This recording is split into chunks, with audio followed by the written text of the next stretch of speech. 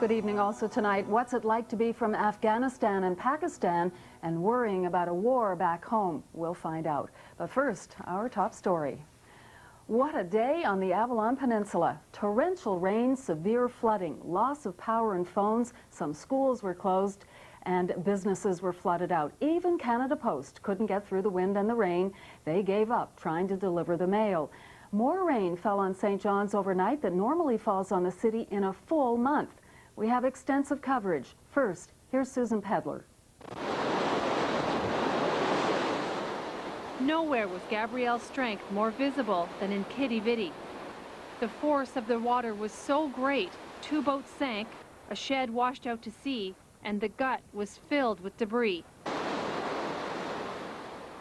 People scrambled to save what they could. The big concern was this fishing stage, barely hanging on despite attempts to anchor it with slabs of cement. There was a piece of stuff like that, look, went down the river about an hour ago, tumbling end over end, floating almost down the river. It was unreal. Gabrielle blew in late last night. By morning, it was clear she didn't leave much of the city untouched. The road to Shea Heights was completely washed out.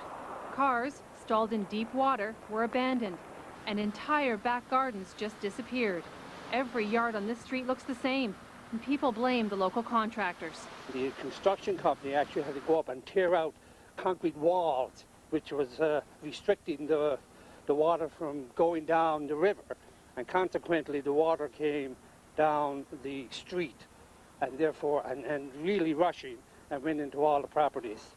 Gabrielle brought so much water, storm sewers backed up. That meant flooded basements. The water in this basement is at least knee deep, and the damages will go into the thousands of dollars. I went down and took a long time to get the plug up because it was well up to my elbow in water. And anyway, as soon as I got the thing out, the water flushed up instead of going out. It came up and almost came up into my face.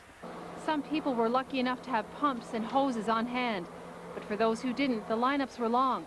Everything from generators to rubber boots, all flew off the shelves.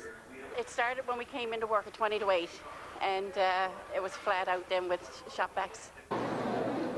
And after a week of airport problems, planes were grounded again. There were long delays and some cancellations. I've made 4 different sets of travel arrangements to get from here. I got in here on Thursday, and I've been trying to get out of here ever since. And today, of course, is the day that the hurricane has got to come along. Now it's up to cleanup crews to get the city going again. Right now, that means moving water from one spot to the next and hoping there isn't more to come. Well, Susan Pedler is standing by live now. Susan, just how bad was the storm?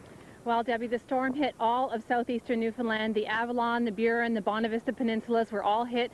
Winds gusted up to 90 kilometers an hour or more. And the rain, there was so much rain. 118 millimeters in St. John's, and at Cape Race, a whopping 161 millimeters. Now, that rain has settled down a little bit, but as you can tell behind me, the wind just keeps going strong here. The good news is that Gabrielle is blowing out to sea and should be gone by sometime tonight. And Susan, by the way, whatever became of that fishing stage? Well, some good news. I just got off the phone with the folks down there.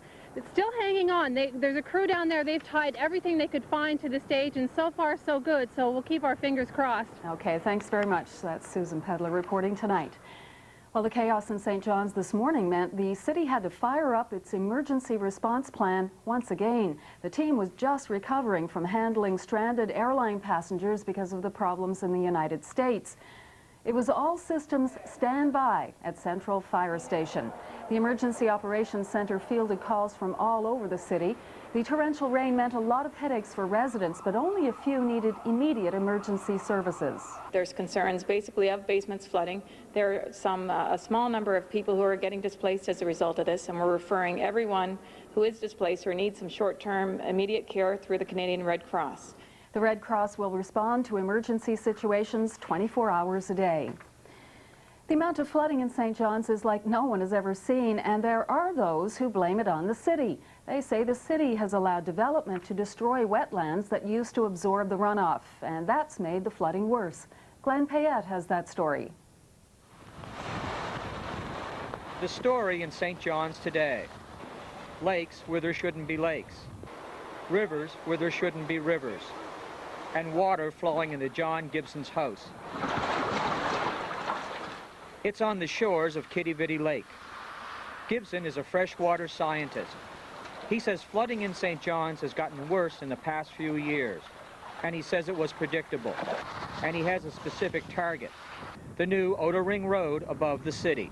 With the Outer Ring Road there, they've taken away most of the wetlands and, of course, paved it over. So instead of these wetlands acting as a sponge and holding and releasing it slowly, it's just going off the pavement.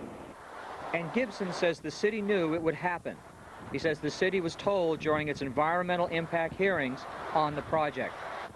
Various groups, the Natural History Society being one, have warned the city about loss of wetlands and increase in flooding. Gibson says other major developments have taken away marshland and topsoil that could absorb water. Away from Kitty Vitty on Porter Street, all of the houses have 4 or 5 feet of water in the basement. This house belongs to John Lane's daughter. She's away and hasn't seen the damage. Lane's an environmental biologist, and like Gibson, he blames poor planning for the destruction.